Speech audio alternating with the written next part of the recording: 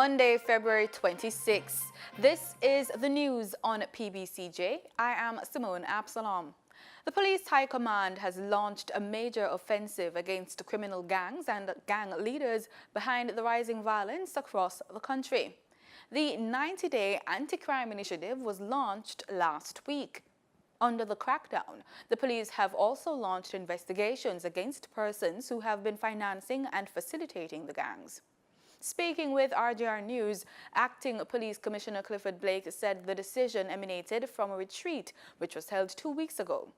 It was decided that the JCF would improve the deployment of police officers into the public space and into hotspot areas. The Senate on Friday passed amendments to the Trafficking in Persons Act. The amendments are intended to enable a judge to try human trafficking cases without a jury.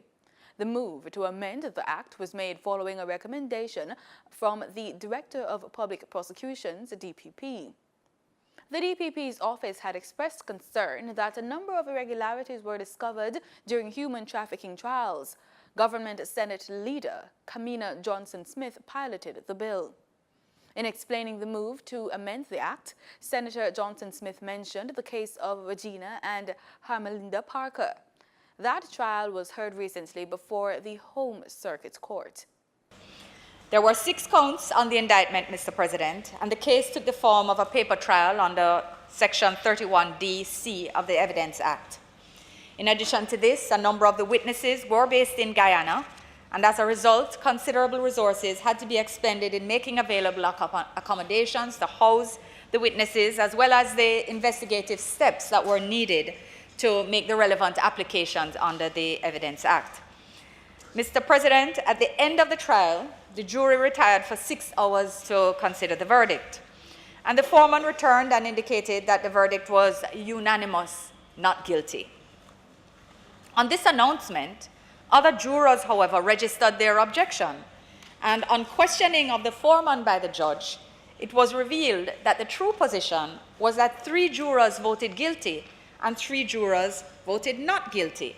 And in light of these circumstances, a retrial had to be ordered at significant expense, of course, to the state, as well as, of course, discomfort of the relevant affected parties, including the witnesses.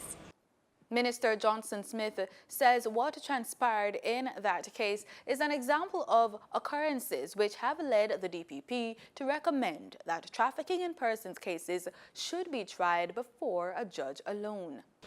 Mr. President, the case which I've just mentioned is just one example of some of the problems faced in prosecuting trafficking offences under Section 4 of the TIP Act. And consequently, the DPP has recommended that such matters be tried before a judge alone in the Circuit Court. Opposition Senate leader Donna Scott Mutley says the opposition has some reservations about the bill, which seeks to remove human trafficking cases from being decided by a jury. The opposition leader cautioned against what she says is a trend where certain offences are being decided by a judge alone and not a jury. So we come to this stage now. We come to this stage where it is felt, and let us strip away the language, it is felt that the possibility of securing a conviction is greater when a judge sits alone. The evidence does not support that, and the data will be presented by another one of my colleagues. In fact, the prosecutors do say that they stand a better chance when they have a jury, because a jury has a broader sort of appreciation of how life really functions and can dissect the evidence in a different kind of way. But let it not be said that we on this side, although we fully intend to articulate our concerns and our reservations, let it not be said that we will not support anything which will lead to greater efficiency in the judicial system. Mrs. Scott Mutley indicated, however, that the opposition would not vote against the bill. Selected Jamaicans at home and in the diaspora are to be honored in the Prime Minister's 50th Commemorative Medal of Appreciation slated for March 29 at Jamaica House.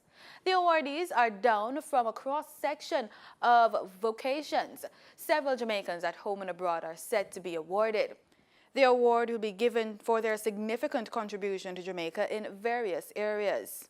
Those areas include community service, agriculture, business and tourism, business and religion, communication and culture, community development, education, health and politics. The medal is awarded every 5 years, every commemorative year.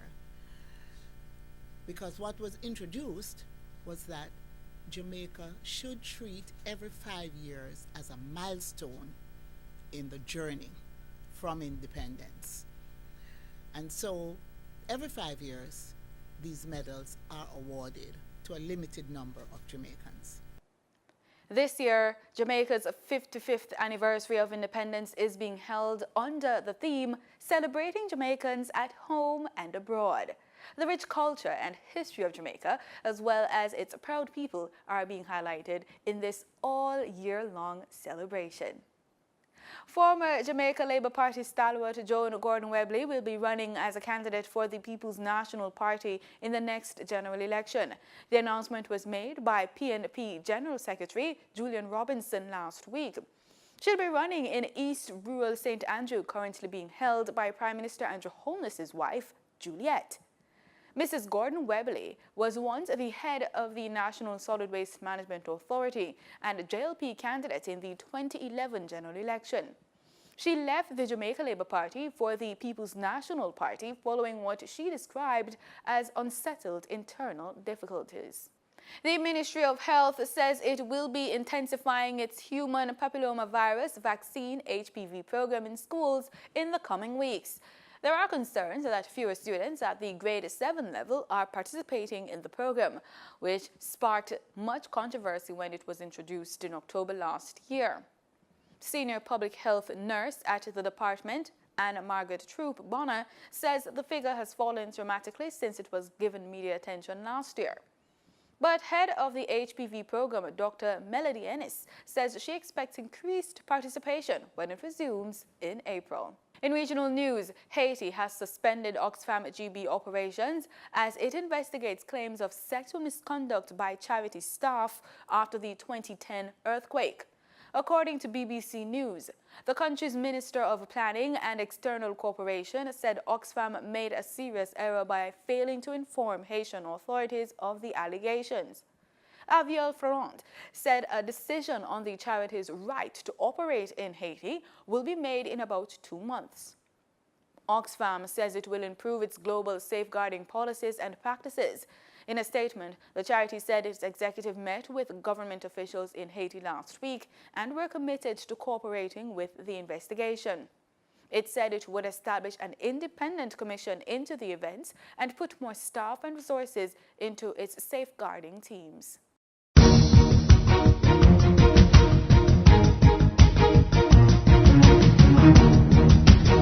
In sports, Claude Bryan, agent for Jamaican sprint hurdles superstar Omar McLeod, has hit back at Jamaican track and field authorities in the ongoing war of words over the athletes' non-participation in this weekend's IAAF World Indoor Championships in Birmingham, England.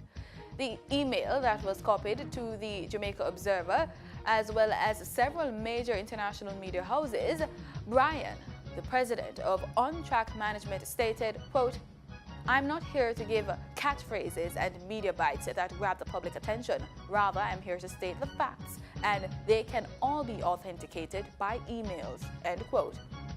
News broke late Friday that McLeod was seeking to defend his world indoor title of 60-meter hurdles would not be part of the Jamaican team as he had not been able to secure, in time, documents from the Jamaica Athletics Administrative Association to be granted entry visa into the United Kingdom. Dr. Warren Blake, president of the JAAA, had told The Observer on Friday that the federation had invited overseas-based athletes to come to Jamaica where their travel arrangement could be sorted out as they prepared to travel to the United Kingdom. Brian, who represents several Jamaican athletes and others from countries such as the Bahamas, the USA, said the JAAA had been tardy in responding to their requests dating back to November last year. His release yesterday said the JAAA was, quote, put on notice in November for the need to be proactive on the visas for World Indoor Championships, end quote. In football, the Reggae Boys will host Antigua in a friendly international in Kingston on March 25. The announcement came from the Federation's president, Michael Ricketts, on Friday. Ricketts says the Federation had to choose between playing two teams. And that's the news. Do stay with us. The weather report is next.